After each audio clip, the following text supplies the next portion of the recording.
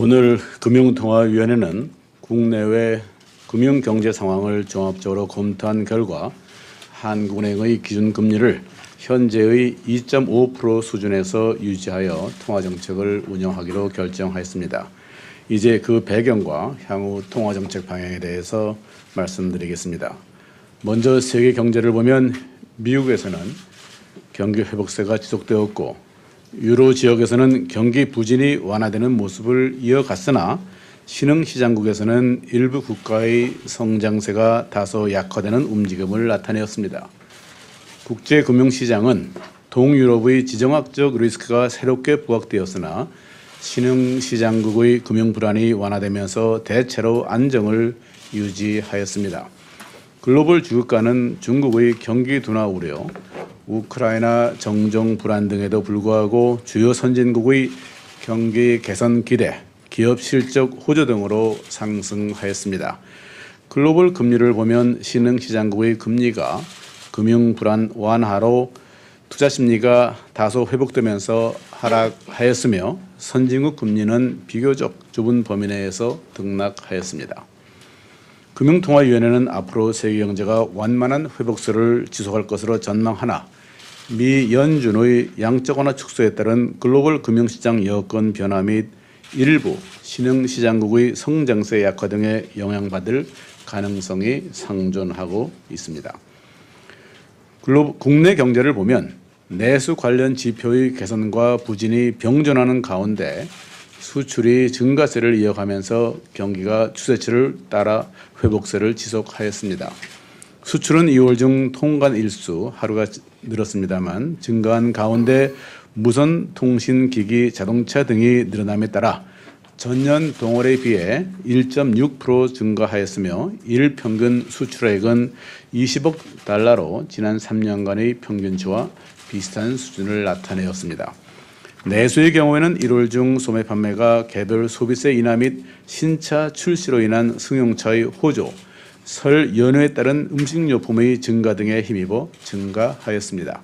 건설 투자는 주택, 건축 및 발전시설 공사 등을 중심으로 크게 증가하였으나 2월에는 감소할 가능성이 있으며 설비 투자는 일반 기계류를 중심으로 감소하였습니다. 앞으로 GDP 갭은 당분간 마이너스 상태를 유지하겠으나 그 폭은 점차 축소될 것으로 예상하고 있습니다. 2월 중에 소비자 물가 상승률은 석유를 제외한 공업 제품 가격의 오름세 확대에도 불구하고 석유류 가격의 하락폭이 커지고 서비스 요금의 상승세가 둔화되면서 전월의 1.1%에서 1.0%로 소폭 낮아졌습니다. 농산물 및 석유류 제외 근원 인플레이션율과 일반인의 기대 인플레이션율은 각각 전월과 같은 1.7% 및 2.9%를 유지하였습니다. 앞으로 소비자 물가 상승률은 농산물 작황 호조 등으로 당분간 낮은 수준을 나타내겠으나 점차 높아질 것으로 전망합니다. 2월 중의 주택 매매 가격은 수도권과 지방에서 모두 소폭 상승하였으며 전세 가격은 수도권과 지방에서 각각 전월과 비슷한 수준의 상승세를 지속하였습니다. 고용 사정을 보면 2월 중의 취업자 수가 50세 이상 연령층과 서비스업을 중심으로 늘어나면서 전년 동월 대비 증가 규모가 전월의 70만 5천 명에서 83만 5천 명으로 크게 확대되었습니다. 금융시장에서는 주가가 국제금융시장 안정 등에 힘입어 상승하였다가 3월 들어 중국의 경기 둔화 우려 등으로 반락하였습니다. 환율은 신흥시장국 금융 불안의 완화, 국제수지의 흑자 지속 등의 영향으로 하락한 후 소폭 등락하였습니다. 장기시장 금리는 비교적 좁은 범위 내에서 변동하였습니다. 금융통화위원회는 이와 같은 국내외 금융경제 상황을 종합적으로 검토한 결과 이번 달에는 기준금리를 현 수준에서 유지하기로 결정하였습니다. 금융통화위원회는 앞으로 주요국의 통화정책 변화 및 동유럽의 지정학적 리스크 등 해외 위험 요인의 전개 상황 및 영향에 깊이 유의하면서 성장세 회복이 지속되도록 지원하는 가운데 중기적 시기에서 소비자 물가 상승률이 물가 안정 목표 범위 내에서 유지되도록 통화정책을 운영해 나갈 것입니다. 오늘 한국은행 기준금리를 현 수준에서 유지하기로 한 금통위의 결정은 만장일치였습니다. 자세한 내용은 약 2주 후 공개되는 의사록을 참조해 주시기 바랍니다. 지금부터 질문을 받겠습니다. 질문을 하실 때는 소속과 성명을 말씀해 주시면 고맙겠습니다. 네, 로이터 통신 김세미 기자입니다. 먼저 총재님 그동안 수고 많으셨다고 말씀드리고 싶고요. 질문 드릴게요.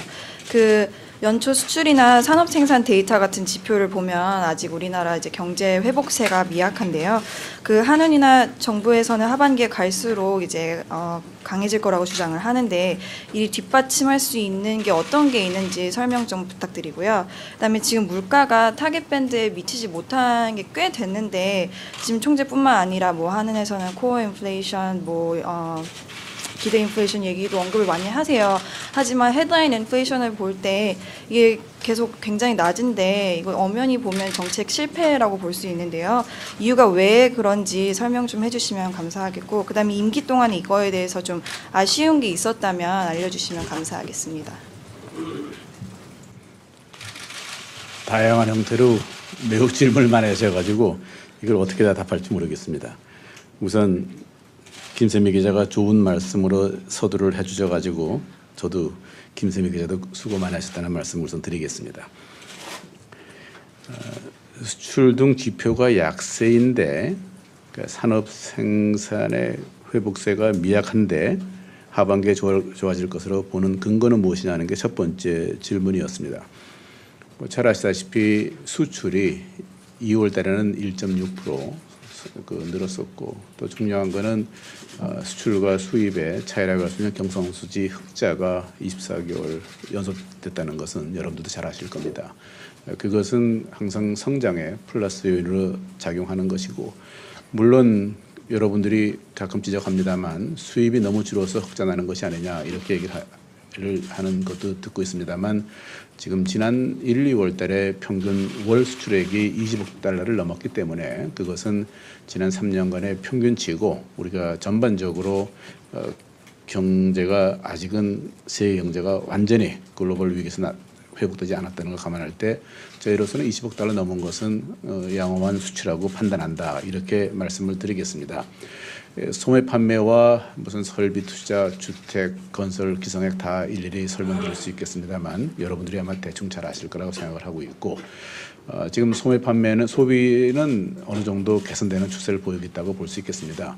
단지 많은 분들은 이제 설비 투자가 1월, 2월에 연속 전기 대비 마이너스라는 것을 지적을 하는데, 그거는 여러분들이 다시 좀 더 길게 생각해 보시면 3, 4분기, 4, 4분기에 전기 대비 한 5%씩 성장을 했습니다. 그런 상황에서 지금 1, 2월에 전월 대비 마이너스 지금 평균하면 한 마이너스 2% 되겠습니다만, 그 정도 한 것이 괜찮다는 얘기는 아닙니다만, 그것이 전체 경기를 약화시킨다 볼 수 있는 근거는 아니다 보겠습니다. 주택 건설 투자는 어느 정도 회복되고 있다는 것들도 여러분들도 아실 겁니다. 또 전반적으로 세계 경제가 미국 경제는 어느 정도 회복된다는 것이 누구나 대개 아마 동의하는 사안일 것이고, ECB에서 나오는 유로 지역의 경제도 올해 아마 1.1% 성장할 것이라고 하다가 1.2%로 0.1% 올리는 그런 상황이 되기 때문에 그 정도의 대외적인 환경이라면, 또 중국이 정부에서 7.5%를 성장하겠다고 하고 있고 그렇게 될 거라고 예상을 하고 있는 상황에서는 하반기로 갈수록 우리 경제가 좀 좋아질 거라고 볼 수 있겠습니다. 또 국내적으로 보더라도 정부가 정부 혁신 3개년 계획을 세워서 전반적으로 경제의 활성화를 이렇게 추구하는 그런 방향을 하기 때문에 이러한 모든 요인들을 고려해 볼 때 하반기에 어느 정도 좋아지지 않겠나 보는 것에는 무리가 없다, 이렇게 생각을 하고 있습니다. 두 번째로 물가가 낮은 수준인데 이게 정책 실패라고 보시는지 이런 질문을 하시는데, 그거는 제가 많은 분들이 이런 문제를 매달 지적을 해왔고, 또 제가 답을 하면 매달 똑같은 답이라 질문도 똑같으니까 답이 똑같을 수밖에 없는데, 이제 그런 얘기를 하기 때문에 제가 조금 더 부연 설명을 해드리겠습니다. 저희가 98년 이후에 그러니까 인플레이션 타겟팅을 하면서 3%라는 것을 중심 센트럴 피거라고 하는 거죠. 중심 수치를 잡아가지고 플러스 마이너스 1% 했다는 것은 아마 여기 계신 모든 분들이 알고 계실 겁니다. 그것을 이제 작년 1월부터 바꿔서 처음 바꿨는데요. 그때 우리가 2.5에서 3.5라는 렌즈를 갖고 인플레이션 타겟팅을 하겠다. 이렇게 이제 국민들한테 저희가 말씀을 드렸던 겁니다. 우선 그때의 여러분들이 현상을 좀 생각을 해보시면 그 전에까지는 3%라는 중심 그 축이 있었는데 이제 그것을 없애고 2.5, 3.5라고 했다는 것이 하나 차이고, 두 번째로는 3에서 플러스 마이너스 1 하면 2에서 4였습니다. 그러나 그 4라는 것이 높기 때문에 우리가 선진국이 되려고 그런다면 좀 낮은 수치의 물가 상승률을 가져야 된다 하는 것이 그 당시의 목표였었고, 또 이것을 여러분들 잊지 말아야 될 게 그 바로 전해는 2011년 된 CPI가 4% 올라가지고 우리가 실링을 넘어가서 매우 실링에 넘어가기 전에 실링을 딱 걸린 거죠. 그래서 인플레이션을 어떻게 막냐 하는 것이 초미의 관심이었던 시대였다 하는 얘기입니다. 그래서 4.0이라는 그 숫자, 그러니까 레인지를 통해 가지고 여러분들이 3에서 플러스 마이너스 4.0이라는 것 3.5를 낮추는 것은 매우 큰 중앙은행으로서의 결심이었다. 그래서 금통위에서는 일단 4가 높으니까 이거에 대한 익스펙테이션을 낮춰야 되기 때문에 3.5를 했다 하는 겁니다.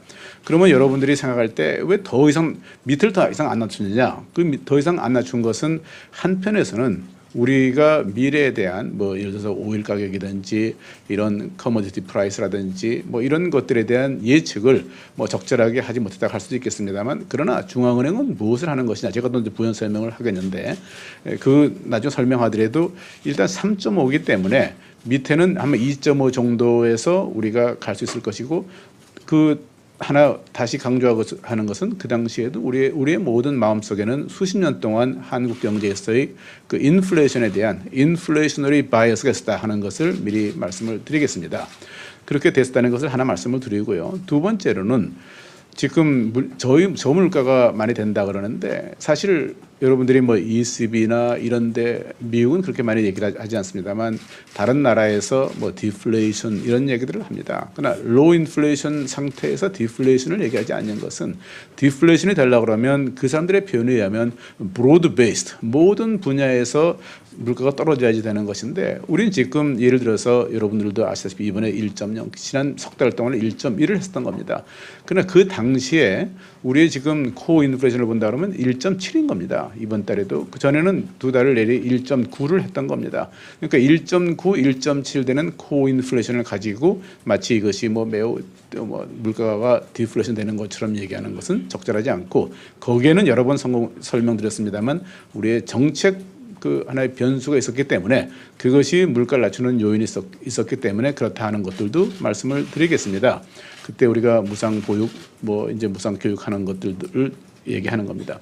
그게 두 번째고, 세 번째로는 여러분들이 저한테서 많이 들었습니다만 중앙은행의 목표라는 것은 가장 중요한 것이 국민들의 경제 주체들의 인플레이션 기대 심리를 어떻게 잘 고착시키느냐 하는 겁니다. 우리나라의 일반 국민들의 기대 심리는 아직도 2.9%인 겁니다. 그러니까 여러분들이 자꾸만 그 CPI를 물어보시기 전에 또 그것이 이제 저희 설명을 하다 보면 어떻게 해서 이렇게 기름값이 안 올라가는지, 어떻게 해서 커머디티 프라이스 값이 안 올라가는지 그 자체를 설명할 수밖에 없는데, 여러분들은 그거는 그거고 왜 안 올라가느냐 이렇게 얘기를 하는데, 예를 들어서 대한민국 경제 주체들의 인플레이션 익스펙테이션은 왜 2.9%에 그렇게 오랫동안 잘 앵커돼 있을까? 여러분들 스스로를 여러분들한테 물어보시면 답이 나올 거라 생각을 하는 겁니다.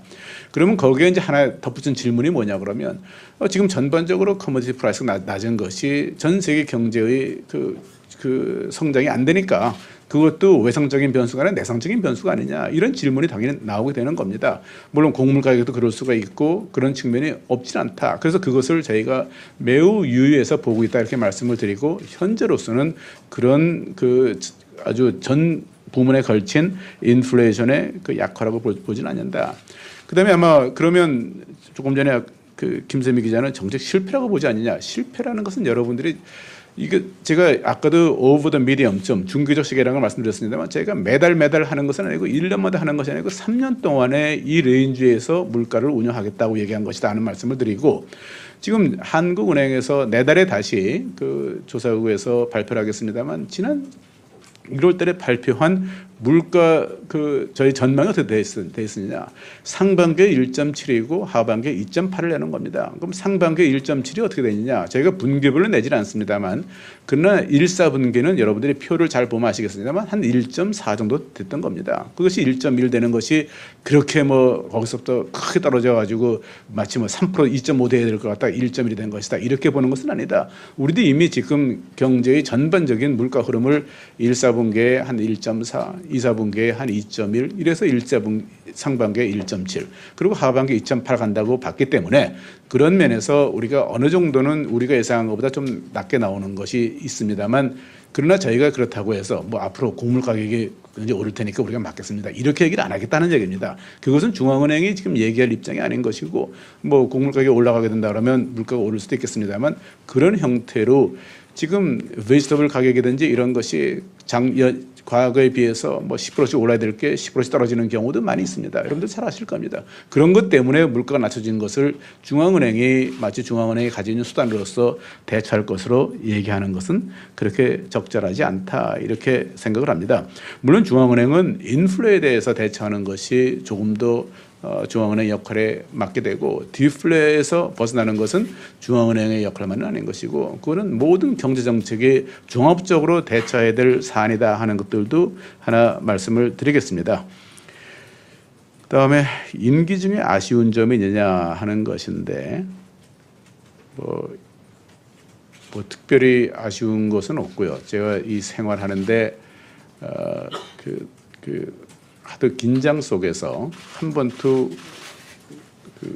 그러니까 사전 예측을 남보다 더 잘한다고 자신할 수도 없는 상황이고, 그렇다고 글로벌 금융 위기 지난 4년이라는 것은 아마 뭐 흔히들 얘기합니다만 100년 만에 처음 오는 큰 금융 상황 위기 상황이었기 때문에 뭐 국내에서만 계시면 어떻게 본다 그러면 그런 걸 잘 느끼지 못할지 모릅니다만, 사실은 글로벌 금융 시장이라는 것이 매우 급박하게 많이 변화했었습니다.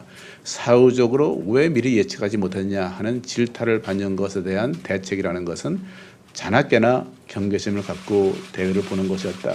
그래서 그러한 생활을 했기 때문에 뭐 아쉽다 이런 것보다는 먼 훗날 시간이 흐르다 보면 아마 그때 아쉬운 거 나타날지 모르지만, 아마 임기 끝나는 날까지는 단 한 번의 마음의 여유나 그 어떤 편안함이나 이런 걸 갖고 자지는 않기 때문에 지금 뭐 제가 무엇이 아쉬웠다 아니다 이렇게 말하는 것이 적절하지 않다 이렇게 말씀을 드리겠습니다.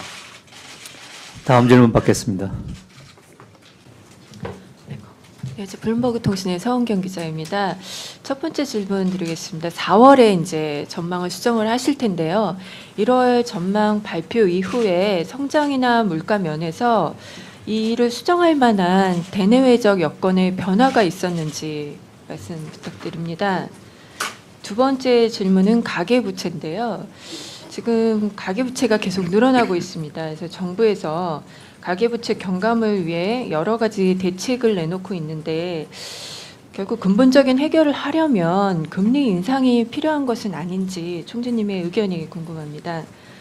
세 번째 질문입니다. 지난 4년 임기 동안 참 많은 일을 하셨는데요. 하는 데 있어서 가장 큰 변화가 있었다면 어떤 것이었는지요? 그리고 그런 면에서 앞으로 하느니 나갈 방향을 좀 이렇게 제시를 해주신다면 어떤 부분이 좀 바람직할지 말씀 부탁드립니다.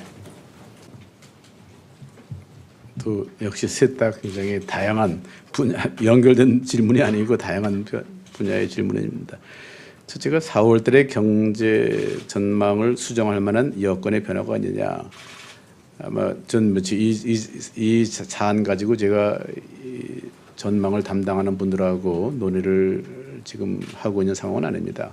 아마 이달 하순경부터 이제 조사국에서 내달의 전망을 위해서 작업을 시작하겠습니다만, 우선 잘 아시다시피 지금 4월 중순쯤 되면 IMF에서 월드 이코노믹 아웃룩이 다시 이제 나오게 돼 있습니다. 거기에 선진국과 이 신흥경제권의 성장에 대해서 나름대로 전망을 해서 발표할 것으로 예상을 하고 있습니다. 물론 어느 정도는 우리도 그 어떤 방향을 갈 것이다 하는 것을 예상을 하고 있습니다만, 제가 거기 이 자리에서 그 IMF가 전망하는 것을 예측하거나 뭐 이렇게 하는 것은 적절할 것 같지는 않은데, 그러나 일반적으로 우리가 얘기할 수 있는 방향이라는 것은 아마 선진국 경제는 지금보다 약간이나마 더 좋아지지 않겠는가. 그다음에 신흥 경제권은 뭐 최근에 특정 나라들, 제가 나라들 이름을 거론하는 게 좋을지 모르겠습니다만, 신흥 경제권에서 정치적인 불안을 갖고 있는 나라들이 서너 나라가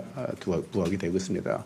그런 나라들의 경제가 매우 좀 어렵기 때문에, 또 그런 나라들은 그거에 따라서 정책을 대응을 하고 있습니다만, 과연 그것이 어느 정도 될지 모르겠지만, 그래도 아마 예상보다는 좀 성적이 낮을 것이니까 신흥 경제권은 아마 그 조금 반대로 되지 않겠는가. 그러나 그 폭 자체가 매우 클 것이다, 이렇게는 예상하지 않습니다. 그러니까 매우 아마 그 아주 세밀하게 분석을 해야 나타날 정도의 차이는 나타날 것이고, 그것이 이제 한국 경제에 특히 우리가 현재로서는 수출에만 의존하고 있으니까 어떤 영향을 미칠 것이냐 하는 것은 계량 분석을 해봐야겠습니다만, 뭐 작은 변화는 가져올 수 있겠습니다만 그것이 큰 변화는 아닐 것이다, 이렇게 생각합니다. 미리 말씀드릴 것은 여러분들한테 이번 4월부터는 우리가 새로이 개편되는 체제 하에서 발표하기 때문에 GDP 수준이나 아마 성장률에 있어서 어느 정도의 변화는 또 가져올 수 있을 것이다. 이건 사전에 아마 여러분들한테 예측된 일정이기 때문에 그 내용은 지금 뭐 말씀드리지 그렇습니다만, 아마 그런 것들도 함께 고려해서 그 미래를 보시면 되겠습니다. 이 가계 부채를 특히 이제 마지막에 대책에서 금리 인상이 필요하다고 보는 것이 아니냐, 이렇게 질문하셨는데, 제가 뭐 이것 때문에 금리 수준에 대해서 말씀드리기는 그렇고요. 잘 알다시피 가계 부채라는 게 가계 신용을 얘기하면 지난달에 우리가 발표했습니다만, 이달 초인가요? 지난달인가 기억이 잘 안 납니다만, 그래서 우리 1021조라는 것을 가계 신용이다 해서 냈고, 그다음에 거기에 이제 가계 대출이 963조가 있고, 또 예금 은행에 들어간 것이 한 687조가 있고, 그다음에 이제 예금 취급 기간이 들어간 게 687조고, 그다음에 은행이 그 중에 한 481조가 있고, 또 그러니까 나머지 한 200몇 조가 이제 기타 이제 기관일 거고, 그다음에 기타 금융 기관이라는 것이 한 275조가 있고, 또 판매 신용이 58조, 이런 숫자를 냈습니다. 제가 이 숫자를 왜 얘기하냐 그러면, 우리가 무엇을 부채라고 하는지, 가계 부채의 내용이 무엇인지를 잘 알아야지 대처가 가능하기 때문에 이렇게 말씀을 드린다 하는 겁니다.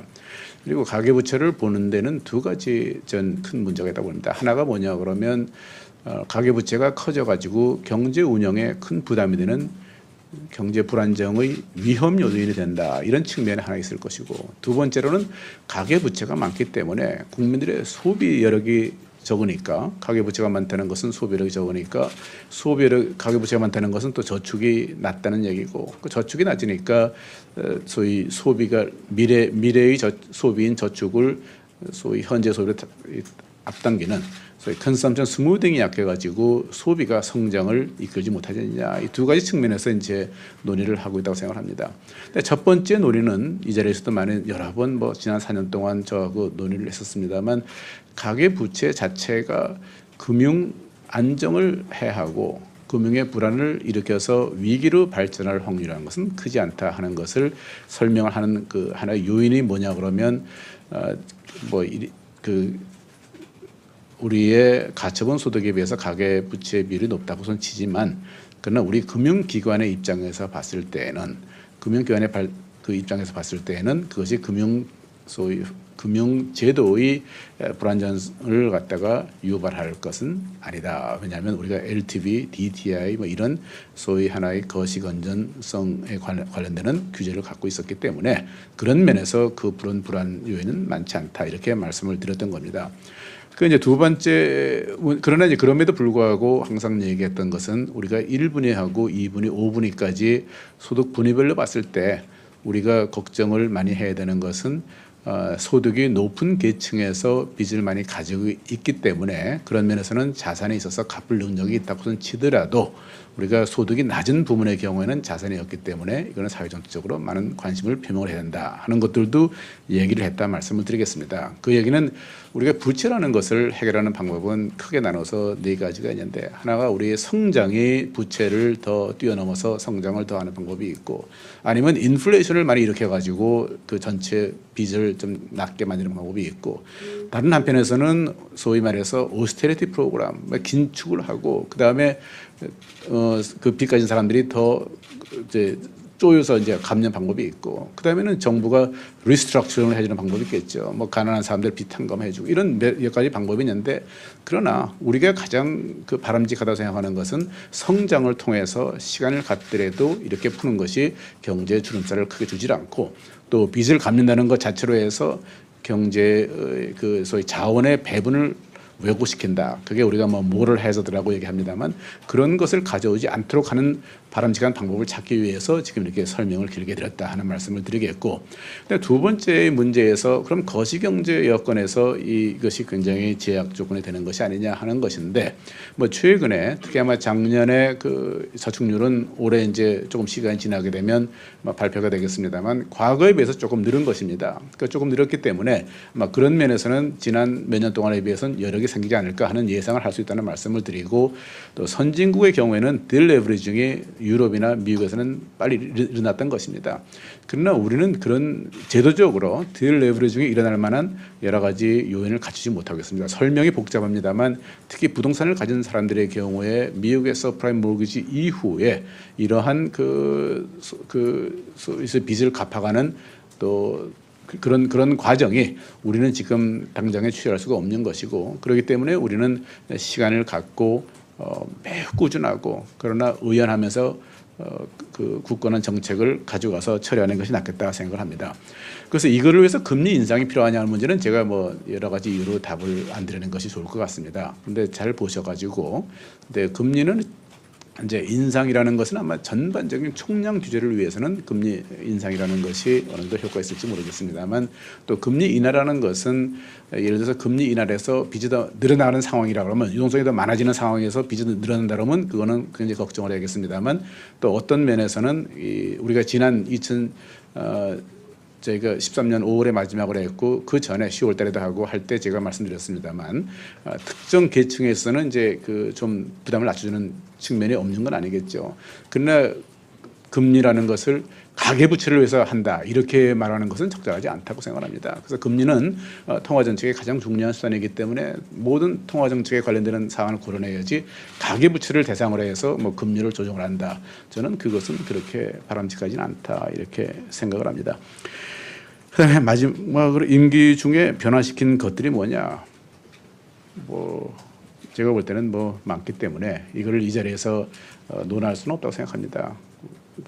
아마 한은법이 개정됐다든지 내부적으로 뭐 직군제나 뭐 인재개발원 만들고 뭐 여러 가지가 많다고 생각합니다. 뭐 글로벌 비옥회라 그래서 국제적인 위상을 높이고, 또 직원들의 그 소위 보고서 쓰는, 오늘도 아까 여러분들도 뭐 우리 배 처장한테 상을 줬습니다만, 그러한 고품질의 보고서가 엄청나게 많이 나오는 것은 뭐 획기적인 변화라고 생각합니다. 근데 그 중에 이제 가장 뭐 또 하나 제가 빼놓을 수가 없는 것이 여러분들하고의 소위 대화를 하는 과정에서, 지금 오늘 이 자리가 왜 있냐 그러면 금통위를 했기 때문에 있는 것이거든요. 그러니까 금통위를 했을 때 여러분들이 가장 먼저 보는 게 뭐냐면 금통위 의결문을 보는 겁니다.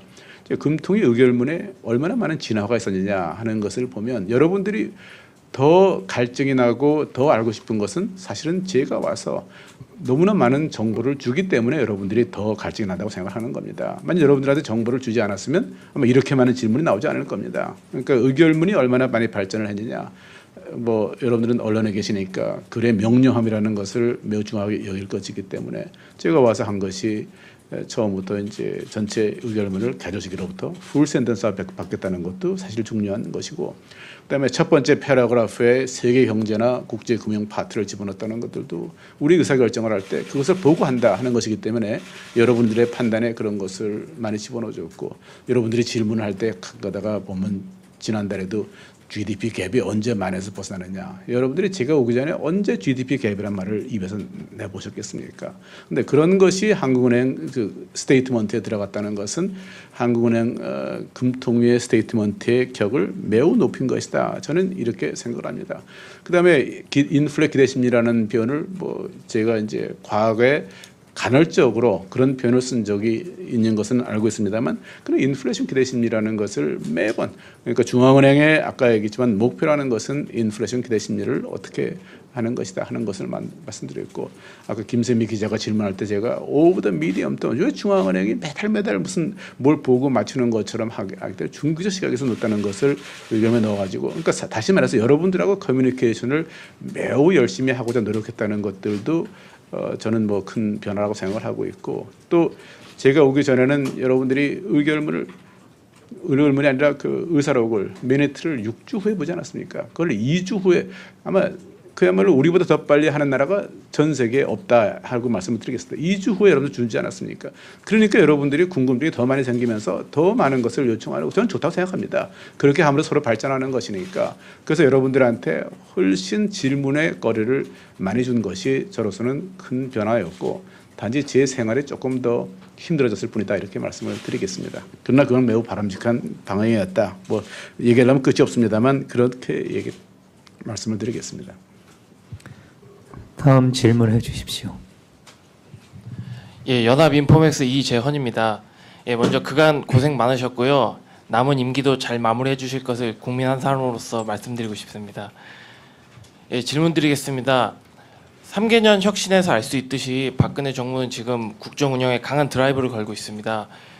그 중심에 경제가 있기 때문에 지금도 세간에서는 기준금리 인하에 대한 기대와 그 필요성이 계속 얘기가 되고 있습니다. 현재 우리나라 경제 구조와 상황에서 기준금리를 인하하면 어떤 부작용이 있는지, 그 말씀해 주신 부작용이 그 얼마나 일어날 가능성이 있는지 부탁드립니다. 혹시 다른 질문하면 안 되시나요? 왜냐하면 이게 굉장히 방향성이거든요. 그건 물론 뭐 제가 무책임하게 나는 내 달에 없을 거니까 하면서 얘기를 할 수는 있겠습니다만, 그러나 중앙은행 총재가 기준금리의 뭐 인상 인하든지 뭐 동결이든지 특정 방향에 대해서 그걸 부작용이든지 장점을 그러니까 뭐 학술적으로 설명을 하는 것은 모르겠습니다만, 학술적이 아닌데 현상에서 얘기한다 그러면 그것이 그 시장에서 볼 때 적절한 것이냐 하는 질문이 되니까, 지금 그 우리 이재현 기자가 질문하신 거에 대해서 인상 인하 동결 어떤 경우든지 제가 말씀드릴 수 있는 건 사회정책은 선택의 문제다. 그러니까 거기에 그 포지티브한 측면, 그러니까 긍정적인 측면과 부정적인 측면이 항시 있는 것이지, 무엇이 이게, 그러니까 제가 항상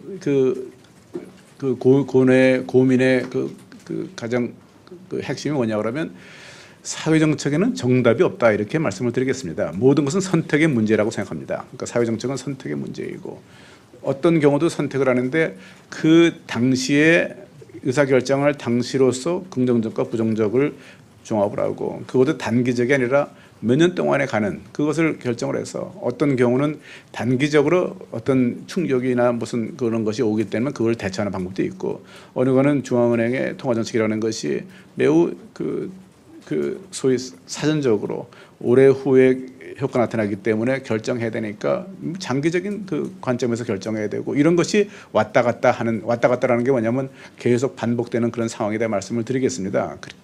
그래서 제가 이 자리에서 아까 얘기했지만 전반적으로 무슨 정책 그 양 측면을 얘기하면 모르겠지만 특정 방향에 대해서 그 얘기하면 그것을 너무 강조하는 것처럼 보이기 때문에 그거는 제가 안 하는 것이 적절하지 않나. 그래서 이재현 기자가 다시 다른 질문 있으면 제가 기꺼이 받아서 주고, 처음에 좋은 말씀해 주신 게 감사히 말씀드립니다.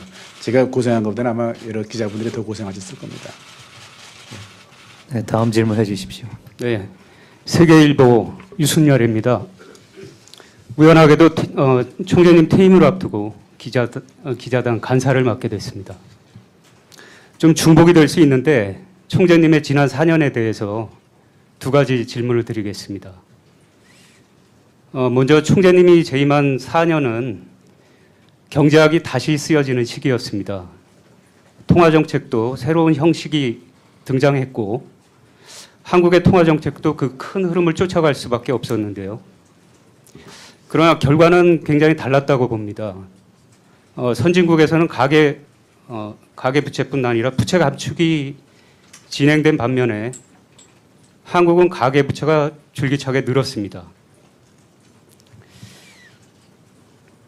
그래서 이 가계 부채가 위기로 그렇게 발전할 가능성은 없다고 말씀하시지만 학계 일각에서는 한국 거시경제 최대 문제로 그렇게 지적을 하고 있습니다.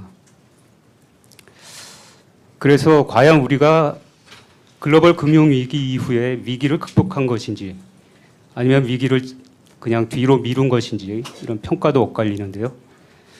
이 대목에서 한은의 통화정책 책임론 계속 나오고 있습니다. 이 부분에 대한 자평을 부탁드립니다. 두 번째로 총재님은 한은 개혁을 시도하셨습니다. 조직과 인사를 바꾸고 또 문사철, 인문학적 소양이 요구되는 새 트렌드를 만드셨습니다. 이런 취지에 대한 공감, 이것과 별개로 결과에 대해서는 좀 부정적 평가와 또 후유증도 있습니다. 이 부분에 대한 자평도 부탁드립니다. 간사되신 거는 제가 축하 말씀드리겠습니다만 이렇게 어려운 질문하신 거에 대해서는 축하 말씀을 드릴 수는 없고 둘 다 아주 굉장히 무거운 질문인데요.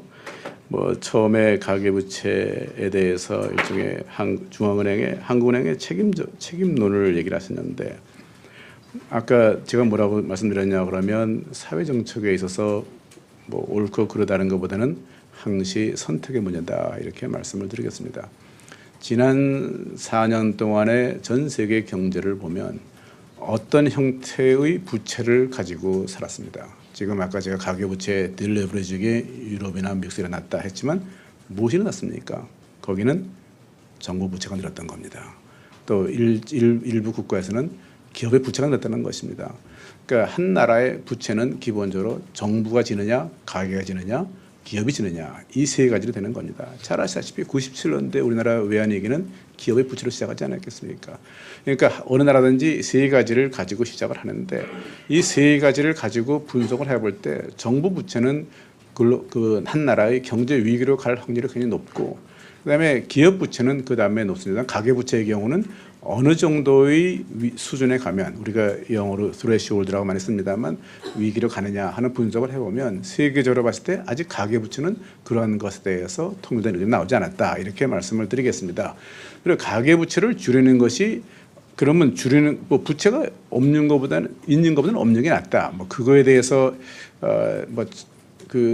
논쟁을 한다는 것은 제가 볼 때 적절할 것 같지는 않은데 그러나 우리가 어떤 정책을 취할 때 항상 카운터 팩추얼하게 그렇지 않았으면 어떤 결과가 나왔을 것이냐 하는 것을 명확하게 알아야 됩니다. 마치 무슨 외계에서 온 사람처럼 지금 우리나라 가계부채가 높다 하는 학계의 어떤 일부를 주장했으면 저는 그거는 매우 적절하지 않은 것이라고 생각합니다. 만일에 가계부채가 없으면 대한민국이 어떻게 되겠느냐 분석을 해와야 되는 겁니다. 그러니까 우리는 이제 그런 분석이 없이 일방적인 주장을 하고 하니까 마치 우리가 지나온 것이 굉장히 적절하지 않은 것처럼 보이는데 저는 그런 것을 바꿔야지 한국이 선진화가 된다고 생각을 합니다. 근데 예를 들어서 지금은 보십시오. 지금 이 순간을 보면 이 순간에 몇 년 전하고 글로벌 금융 위기에 있을 때 3년 4년 전에는 한국 경제는 이머징 마켓에 다 속해 있던 것입니다. 이번에 연준에서 페드 테이퍼링하고 앞으로 뭐 한다고 할 때 우리 경제가 지금 어떤 상황에 있냐 그때보다는 훨씬 더 한 단계 높은 수준에 와 있다. 이렇게 일단 말씀을 드리겠습니다.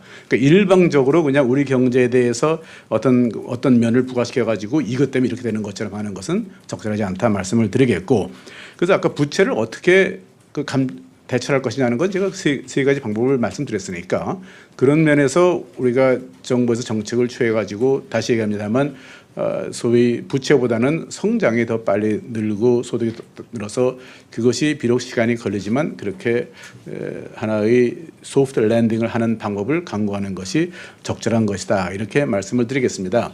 그러면 중앙은행의 책임은 있느냐 없느냐 중앙은행이 이제 중앙은행은 뭐 거시 정책의 통화 정책을 하고 있기 때문에 어떤 거에 다 영향을 미치니까 중앙은행은 모든 거로부터 책임의 자유로울 수 없다고 생각합니다. 그러니까 다시 말해서 과거에 이번 글로벌 금융 위기 이전에는 중앙은행은 소위 이자율이라는 가장 강력한 수단을 가지고 무차별적으로 경제에 미치는 그 수단을 가졌기 때문에 그래서 예를 들어서 소득 분배 약화 이런 거는 중앙은행하고 상관이 없다 이렇게 얘기를 했던 겁니다. 그러나 이번에 글로벌 금융 위기가 나타나니까 무슨 얘기냐, 이자율이라는 것 자체도 돈 빌리는 사람과 투자하는 사람, 뭐 저축하는 사람과 다 관계를 하기 때문에 이자율도 그런 거에 영향되는 것이 아니냐. 그러니까 지금 중앙은행 역할 중에서 이 소위 파이낸셜 인클루전, 뭐 금융 포용도 해야 된다 이런 것이 새로이 과거에는 있어 보지 않았던 논리입니다만 또 특히 선진 것이 있지 않은 얘기입니다만 다른 신흥국에서 나오는 것도 하나의 시대의 변화다 이렇게 말씀을 드리겠습니다.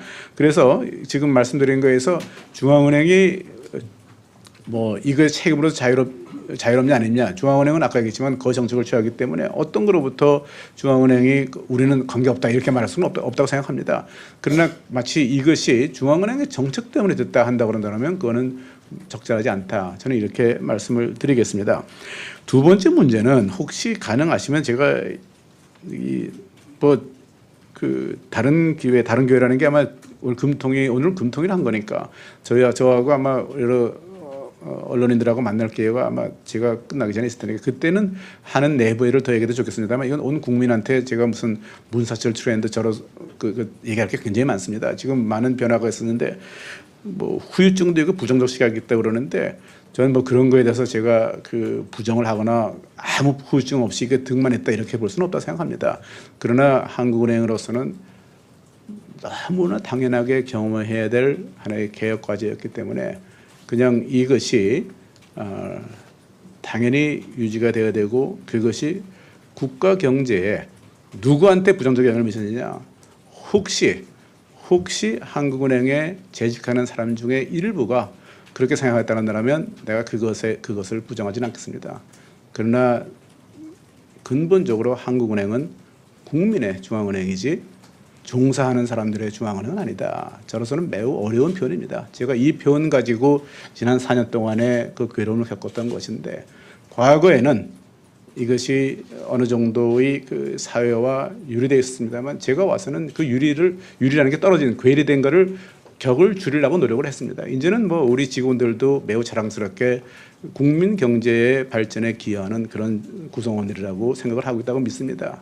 그래서 결국에는 우리가 한 발자국 더 자세히 다가간 거니까 다가가는 과정에서 여러분들이 과거에 보지 못했던 한국은행의 면모를 볼 수 있었을 것이고 그런 경우에 어떤 경우는 장점보다는 뭐 밝은 면보다는 어두운 면에 보였을 측면도 있을 거라 생각합니다. 저는 그거는 부정하지 않습니다만 그러나 시간이 흐르게 된다 그런다면 빛과 그림자 중에서 빛이 더 크지 않았나 저는 그렇게 생각을 하고 있고 그것이 국가에 발전되는 게 아니라 그 구성원 자체한테도 결과적으로는 다 큰 도움이 된다 하는 저는 확신을 갖고 있다 이렇게 말씀을 드리고 구체적인 뭐 지금 아까 얘기한 문사철 트렌드 아니라 개혁 내용에 대해서는 다른 기회에 한번 제가 자세하게 제 느낌을 말씀드리겠습니다.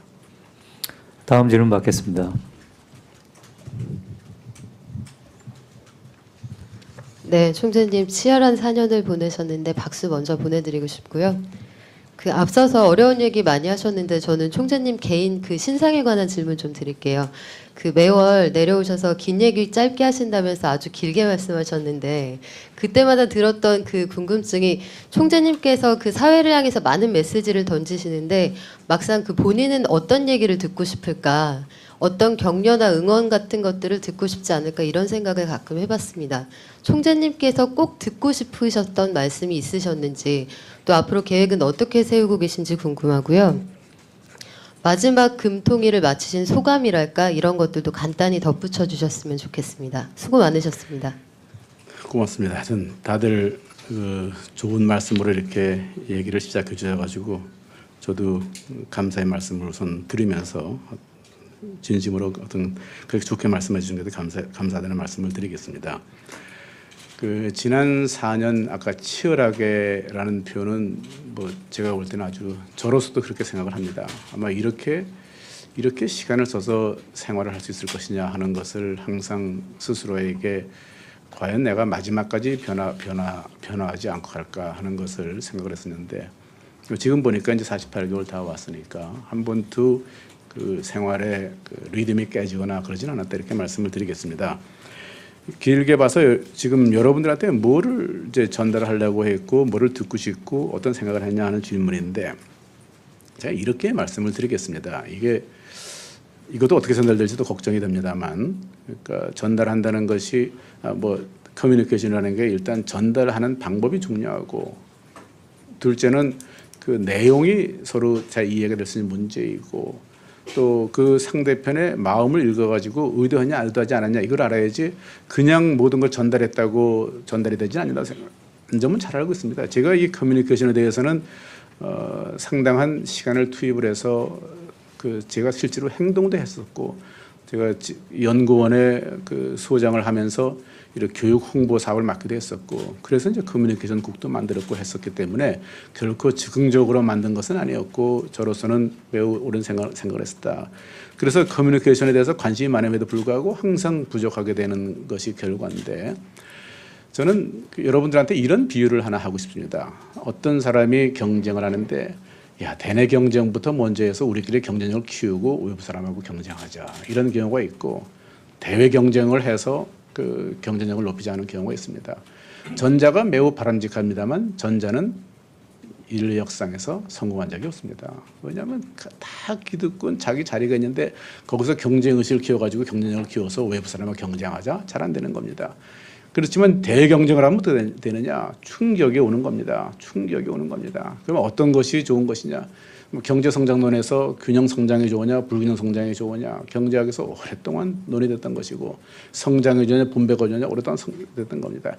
이렇게 설명하니까 우리 지금 박연미 기자가 얘기했듯이 왜 긴 말 짧게 한다고 해서 계속 길게 하느냐는 건데, 같은 말을 길게 하는 게 아니라 제가 이슈를 다양하게 제기하는 것이지 같은 말을 반복하는 건 아닌 겁니다. 그러니까 여러분들이 그런 면에서 일단 봐주시게 되고, 그래서 저는 그런 면에서 많은 분들이 어떻게 보면 굉장히 어렵게 생각을 하고 또 불편했을 거라고 알고 있습니다만, 그러나 제가 하는 방법은 여러분들을 하고 내가 여기서 얘기하는 것과 그 미 연준의 의장이 얘기하는 것과 또 ECB의 프레지던트가 얘기하는 것과 거의 내용이 같도록 하도록 노력했다 이렇게 말씀을 드리겠습니다. 그것이 여러분들한테 전달이 잘 안 됐다면 우리 둘 다의 책임이 있는 겁니다. 제가 전달을 잘 못한 것도 있고 여러분들이 그걸 잘 이해하지 못하는 것도 있는 겁니다. 나는 의도적으로 서로가 다르게 생각하지는 않습니다. 단지 우리의 능력이 그만큼 서로가 부족했으니까 앞으로 메꿔가가지고 결국엔 우리가 시간이 흐름에 따라서 이런 과정을 오래 반복함으로 해서 결국은 우리 경제의 수준이 그 수준 갔으면 좋겠다는 것이 제 생각이다 이렇게 말씀을 드리겠고요. 두 번째로는 그 어떤 얘기를 듣고 싶었느냐, 뭐 별로 그거는 생각할 겨를도 없었습니다. 하루하루가 매우 긴장되고 바쁜 생활이었기 때문에 뭐 그거는 나름대로 보람된 일을 저는 했다고 생각합니다. 두 번째로는 앞으로 계획이 뭐냐, 아마 뭐 정확히는 저도 지금 말씀드릴 수 없겠습니다만 몇 달 후 되면 특히 아마 가을 학기 정도부터는 어디서 강의하고 있지 않을까. 뭐 파타임으로 이제 풀타임으로 할 나이는 지났기 때문에 어디서 파타임으로 후학을 가르치고 또 그동안에 해왔던 일들을 잘 정리를 하고자 합니다. 그래서 그야말로 격변의 시대였었고 또 조직에는 그야말로 우리가 흔히 얘기하는 질풍과 뭐 이렇게 표현이 뭐 굉장히 어렸을 때만 썼던 노도와 질풍이라는 표현도 많이 썼습니다만, 하여튼 그런 과정이었기 때문에 나름대로 그걸 정리할 기회를 가졌으면 좋겠다는 것이 앞으로의 계획이고, 오늘 금통이 마지막으로 끝난 소감은 뭐 특별한 소감은 없습니다. 뭐 시간이 흘러서 소위 때가 되었기 때문에 끝나는 것이고 임기를 잘 마무리했다는 것 자체는 저로서는 매우 큰 축복이고, 그동안에 여러분들을 아까 뭐 여러분들이 횡설수설하게 얘기는 않았습니다만 긴 말 짧게 안 내면서 길게 말을 해가지고 매우 어렵게 만들고, 어느 분은 저한테 막 불평하시기를 하도 말을 빨리 하고 길게 해가지고 타치기 힘들어서 이제 그만 좀 빨리 하라고 하는 얘기를 제가 들은 적이 몇 번 있습니다. 그래서 그 당시는 항상 천천히 하는데 제가 젊었을 때는 지금보다 배를 빨리 했을 겁니다. 여러분들 저를 젊었을 때 안 만난 걸 천만다행으로 생각하십시오. 근데 지금은 나이 들어서 천천히 하는 거니까 그렇게 잘 이해를 해주시기 바랍니다. 예, 다음 질문해 주십시오. 네, 안녕하세요. 저 매일경제신문의 이현정 기자입니다. 뭐 임기가 아직 남으셨으니까 마지막까지 마무리를 잘 해주시기를 부탁드리고요. 아직 의사록이 나오지 않아서 사실 보지는 못했지만 기자 간담회 자료를 보면은 그 최근에 그 중국 경기 둔화 우려 때문에 국제 원자재 가격 떨어지는 것에 대한 내용이 그렇게 많지는 않더라고요. 그 오늘 혹시 통방하시면서 이에 대한 얘기가 많이 나왔는지, 또 원자재 가격이 떨어지면 소비자 물가도 떨어질 걸로 예상이 되는데 그에 대해서 뭐 논의가 많이 없으셨다면 그 이유가 무엇인지, 이슈에 대해서 어떻게 보고 계신지 좀 의견을 듣고 싶고요. 또 하나는 지금 이제 이주열 차기 총재 내정자께서 이제 뭐 내정이 되셨는데 뭐 그 전에 총재와 부총재로 또 이렇게 손발을 맞춘 경험도 있으시고 한 말씀을 제가 이렇게 해주셨으면 하고 부탁을 드리면은 분명 말씀을 아끼실 것 같아서 뭐 다음 달에 만약에 이제 통방을 이제 못 하시지만 그만두시지만 지금까지 뭐 이렇게 눈여겨 보면서 이렇게 지켜보고 계신 흐름이 있을 것 같은데 다음 달 뭐 금통위에 대해서 뭐 한마디 조언, 뭐 당부랄까 해주신다면 어떤 게 있을까? 네, 부탁드립니다. 뭐 두 번째는 이현정 기자가 대답 안 할 거라고 미리 얘기해놨으니까 제가 이현정 기자를 실망시킬 수 없기 때문에 뭐 그렇게 스스로 얘기하신 걸로서 자문자답하신 걸로 하시고요. 경기 둔화 문제는 중국의 워낙 중요한 나라이기 때문에 우리의 제1의 트레이딩 파트너니까 중국에 대해서 매우 큰 관심을 갖고 있습니다.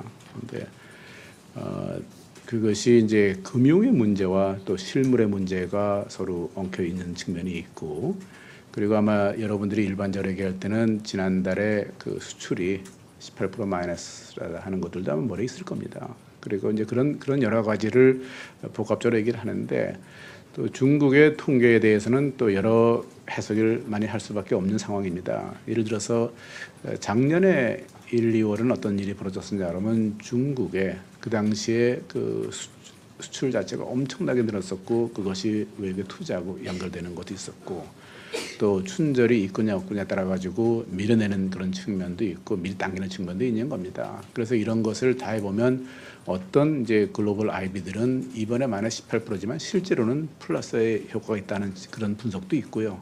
그러나 또 마이너스 18%가 아니라 그보다 훨씬 적은 거다는 분석도 있고 다양한 것이 있습니다. 그러니까 저희들도 지금 다양한 분석을 포함하면서 중국이 어떻게 변하느냐 하는 것이고, 한 나라가 뭐 한순간에 이렇게 크게 변할 것이다 이렇게 보시면 드라마틱은 한데 세상은 그렇게는 안 되는 겁니다. 무슨 특별하게 무슨 굉장히 잘못할 걸 저지르기 전에는 그렇게 경제라는 것이 하루아침에 변하는 것은 아니니까 그것을 너무 드라마타이즈를 할 필요 없다고 생각을 하고 있고, 그것 때문에 이제 원자재 가격이 떨어지는 것은 어떠냐 하는 것인데, 아까도 제가 모두에 말씀드린 것이 뭐 중국뿐 아니라 전 세계 경제가 성장이 낮아지기 때문에 소위 커머디티 프라이스가 떨어지는 것은 그것이 소위 수요 측면에 연결되는 거고, 이것을 일방적으로 공급 측면이라고 해서 우리가 도외시할 건 할 수 없다 하는 것을 제가 이미 지적을 했던 겁니다. 그 면을 열심히 보고 있는 것이죠. 그러나 우리가 브로드 베이스드 하다는 단어를 써가면서 ECB에서 얘기할 때는 사실은 유럽도 그렇고 우리도 그렇고 그것이 전반적으로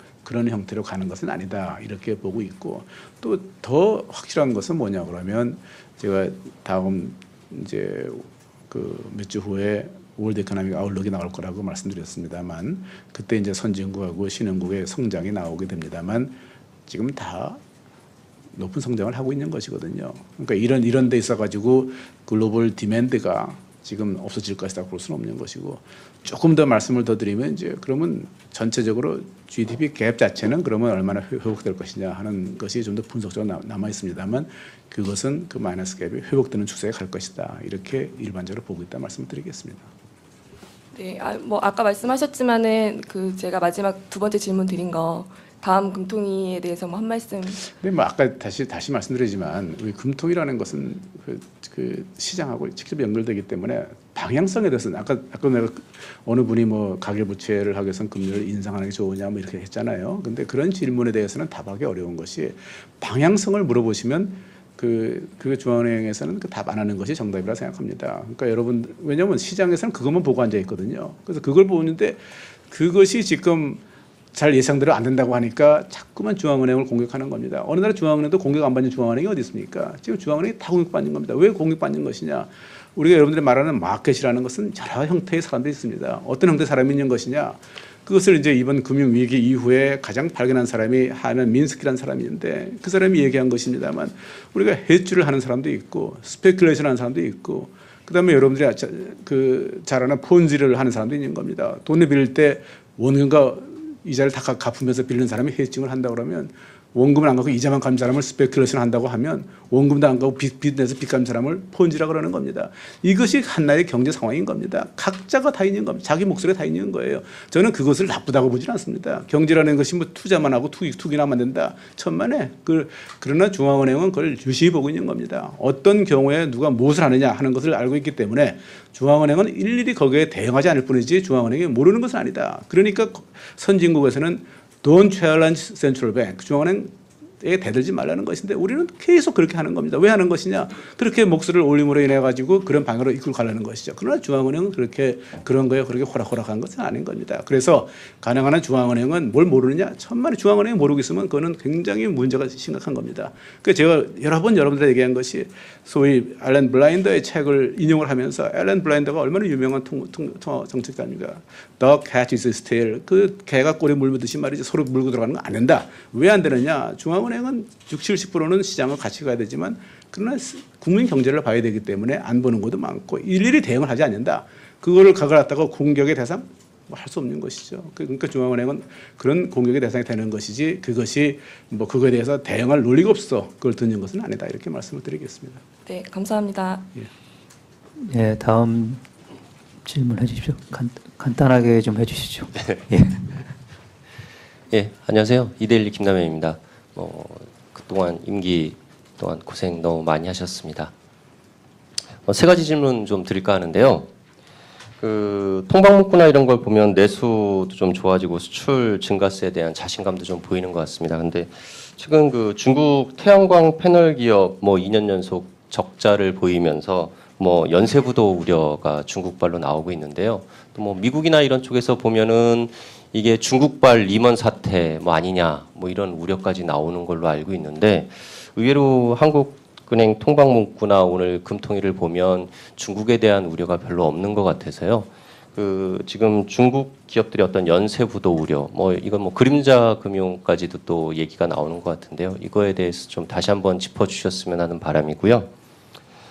두 번째 질문은 지난달 말이었던 것 같은데요. 주군공에 대한 지원하고 MBS 지원을 했던 걸로 하기로 결정을 한 걸로 알고 있는데요. 금통위 통해서 향후 금통위 통해서 이제 확정이 되겠습니다만 이것과 관련돼서 이제 발권력 동원 논란이 있습니다. 또 일각에서는 정부 지원을 위해서 기준금리라는 큰 칼을 보호하기 위해서 이런 식으로 어떤 지원을 하는 걸로 막았다 이렇게 또 보는 시각도 있긴 있는데요. 어쨌든 주군공 지원과 MBS 관련된 어떤 발권력 논란에 대해서 좀 말씀을 좀 부탁드립니다. 세 번째 질문은 금방 전임 기자도 질문했습니다만 이주열 후보자가 지금 와 있습니다. 어쨌든 청문회라는 또 새로운 절차가 생겼기 때문에 와 있는 상황인데요. 여러 가지로 부총재 시절에 퇴임사 통해서 여러 가지 총재님하고 안 좋았던 기억들이 많다는 것들이 세간에 알려진 소문인데요. 총재님 퇴임 전에 만나셔서 서로 화해라고 할까요? 이런 표현이 맞을지는 모르겠습니다만 그런 의향이 있으신지 궁금합니다. 이상입니다. 예, 세 가지인데 첫 번째는 중국에 대한 질문이니까 중국은 여러 번 얘기를 했고 또 지금 하나가 더 나간 게 이제 섀도우 뱅킹 문제까지 제기가 되는데 그 문제는 우리나라의 문제가 아니고 전 세계의 문제라고 일단 말씀을 드리겠습니다. 여러분들이 Financial Stability Board라는 것을 잘 알 텐데 이제 바젤 커미티하고 FSB가 지금 전반적인 세계 금융 규제 개혁의 그 테두리를 다 마무리하고 있는 그런 상황인 겁니다. 그런데 거기서도 지금 하나를 갖다가 2014년에 끝내지 않고 포스트 2014 어젠다에 넣은 것이 섀도우 뱅킹 문제인 겁니다. 그러니까 섀도우 뱅킹은 다시 말해서 그 정도로 지금 온 세계의 경제권에서 관심을 갖고 보는 문제이고 단지 중국은 여러분들이 중국의 섀도우 뱅킹이 다른 나라의 섀도우 뱅킹하고 다르다는 것을 잘 이해를 하셔야 됩니다. 중국은 다른 나라 미국의 섀도우 뱅킹은 소위 뱅킹 섹터하고 다른 소위 규제를 갖고 있기 때문에 그것의 규제 차익을 regulatory arbitrage를 얻지 못하도록 하는데 이제 규제의 핵심이 있다고 친다면 지금 중국의 경우는 이 섀도우 뱅킹도 나름대로 이제 규제의 대상이 되어서 다른 시스템인 거죠. 중국은 그러니까 다시 말해서 금융 시스템이 그만큼 발전이 되어 있지 않기 때문에 일반적인 중소기업이나 취약한 계층이 접근할 수 있는 것이 섀도우 뱅킹이기 때문에 다른 형태로 중국의 그림자 금융을 보고 있다. 그래서 그것을 미국이나 제3자의 위치에서 봤을 때는 상당히 다르게 해석할 수 있는 여지가 없는 건 아닌 겁니다. 그러나 그 각 나라의 관행이나 제도라는 것을 다른 나라의 관행이나 제도로 보기에는 상당히 여러 가지 어려움이 있고 물론 우리 글로벌 경제 살기 때문에 누구나 유사한 규제를 가져야 되는 건 사실입니다만 그런 면에서 좀 더 우리가 분석해야 되고 가야 될 그런 문제가 있지 않겠냐 하기 때문에 그 그림자 금융은 그런 앞으로 시간을 두고 포스트 2014년 이후에도 계속 해결될 과제로 남아있다 이렇게 말씀을 드리겠습니다. 중국에 대한 우려를 하느냐 안 하느냐. 중국에 대한 우려라는 것이 중국이 워낙 중요한 나라가 우리나라는 특별히 중요하지만 전 세계적으로 매우 큰 영향을 미치기 때문에 누구든지 중국을 잘 보죠. 그러나 무엇을 판단의 근거로 삼냐 하는 것은 어떤 경우는 뭐 당장 데이터를 봐야겠습니다만 어느 정도 시간을 가져봐야 되기 때문에 중국에 대해서 매우 관심을 갖고 봐야 되는 건 사실이지만 지금 무슨 우려를 하고 있다 이렇게 하는 것은 적절하지 않다 생각을 합니다. 중국 문제는 여러 번 얘기를 했습니다만 우리가 소위 증권 대체 증권 대상으로서 그것을 집어넣어 주느냐 안 주느냐 해서 뭐 대상 증권을 놔준다는 것이지 발권을 동원해서 우리가 지금 MBS 산다 이런 결정을 하는 것은 아닌 것이고 뭐 MBS 사는 나라는 지금 미국의 페드밖에 없다고 보시면 되는 겁니다. 그런데 앞으로 그럼 다른 나라는 할 거냐 안 할 거냐 그거는 상황에 따라서 다르기 때문에 사전적으로 뭐라고 얘기할 수는 없다고 생각을 하고 있고 제가 그 가능성을 뭐 열어놨다든지 이렇게 말할 의향도 없는 것이고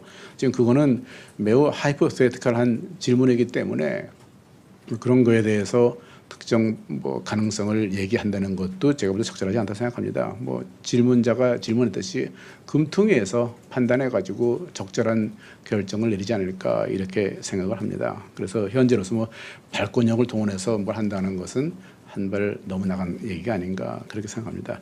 세 번째 문제는 뭐 금통위 지금 해서 이제 하는 회의에서 뭐 답하기는 적절한 문제가 아니기 때문에 아직 다른 기회가 있으면 그때 얘기하도록 하겠습니다. 예, 더 이상 질문 없으십니까? 예, 질문 없으시면은 총장님 마무리 말씀 주시겠습니다. 저보고 다 고생했다고 여러분들이 말씀을 하시는데 여러분들도 아마 저에 못지않게 고생을 하셨다고 생각합니다. 그러니까 아까 제가 농담이 아니라 치는데 팔이 너무 아프다. 뭐 지금 제가 하는 걸 알고 보니까 저는 잘 몰랐었는데 공보실에서 이 트랜스크립트를 갖다 다 타져서 주죠. 네, 그렇습니다. 나는 그렇게 했다 그러면 내가 단어를 굉장히 좀 조심해서 썼을 것인데 나는 여러분들이 대충 듣고 좋은 말만 써주신 줄 알고 말을 항상 편하게 했었는데 알고 보니까 그 소스가 여기서 가까운 데 소스인 걸 모르고 그래서 그걸 다 주다 보니까 여러분들이 그거 써야 되나 보다 해서 제가 항상 이 말을 많이 하고 또 하던 것이 어떤 경우는 그렇게 하지 않았었으면 좋았을 걸 하는 그런 경우도 없지 않았다 생각합니다. 그럼에도 불구하고 한국은행 총재 또 금통위 의장으로서 여러분들하고 이렇게 48번을 만나게 됐다는 것은 매우 영광되고 또 그런 특권이 어디 있겠습니까? 그래서 여러분들 입장에서는 여러분들이 또 무슨 특별한 의도가 있어가지고 어떤 것을 그렇게 쓰셨겠습니까? 근데 어떤 경우는 서로 이해가 다른 경우도 있었을 거라고 생각합니다. 또 여러분들이 궁금한 것이 있는데 우리가 다 충족시키지 못했다고 판단하실 것도 있을 것이고 또 저 같으면 내가 이렇게 잘 전달하려고 했는데 여러분들이 잘 받아주지 않은 측면도 있다고 뭐 얘기한다는 것들도 여러분들도 그렇게 잘 이해를 해주시고 서로 피차 이제 그 갭이 많이 줄었는데 겨우 주니까 떠나게 됐습니다. 그러니까 사실 몇 년 동안에 제가 와서 아까 그 의결문 자체를 얼마나 진화시켰냐 하는 것을 말씀을 드렸습니다만 그야말로 미국이나 다른 나라를 보더라도 그렇게 많은 스테이트먼트의 변화가 그러니까 소위 정보량이든지 집어넣는 것에 변화가 그렇게 많은 경우는 흔치 않다고 생각하고 있고, 또 여러분들과 가까이 하려고 2주 만에 그 정보를 드렸더니 그것이 이제 결국에는 일종의 여러분들 하여금 더 큰 궁금증을 불러일으키게 될 줄은 제가 잘 미처 예상을 하지 못했는데, 그러나 다 옳은 결정이라고 생각합니다. 나 때문에 하여튼 팔이 아프신 분들에 대해서 심심하게 위로의 말씀을 드리고, 그러나 여러분들도 그걸로 인해서 능력이 많이 늦었을 겁니다. 이제 타자 실력도 괜히 늦었었고, 뭐 누가 재물의 말을 빨리 하더라도 조금 더 두렵지 않을 거라 생각합니다. 아까 우리 박연미 기자였나요? 긴 말 짧게 한다고 또 하냐 하는데, 뭐 긴 말 짧게 한다 또 하는 게 제가 말을 반복한 건 아니고 다른 과제를 자꾸만 설명드린 거니까, 여러분들을 제가 농담 삼아서 마지막에 하나 얘기하면, 제 처음에 직장을 다녔을 때 배운 것이, 만일에 네 보스를 컨빈스 하지 못하면 컨퓨즈 시켜라. 컨퓨즈. 그러니까 내가 여러 언론인들을 컨빈스 시킬 만한 능력이 없을 때는 간간히 컨퓨즈 시키기 위해서 했다고 말씀드리면 안 되겠고, 그런 건 아니지만 하여튼 여러 가지를 말씀드리다 보니까 여러분들이 나중에는 무슨 말 하는지 모르겠다 이렇게 한 측면도 있다고 생각합니다. 그러나 거꾸로 얘기하면 모든 정책은 선택이기 때문에 제가 그런 면에서 다양한 옵션에 대해서 생각했던 바, 또 고민했던 바를 여러분들한테 전달했다, 이렇게 잘 이야기해 주시기 바라고, 앞으로 여러분들 모두 더 건승하시고 행복한 생활을 갖기를 바랍니다. 감사합니다. 이상으로 기자간담회를 마치겠습니다.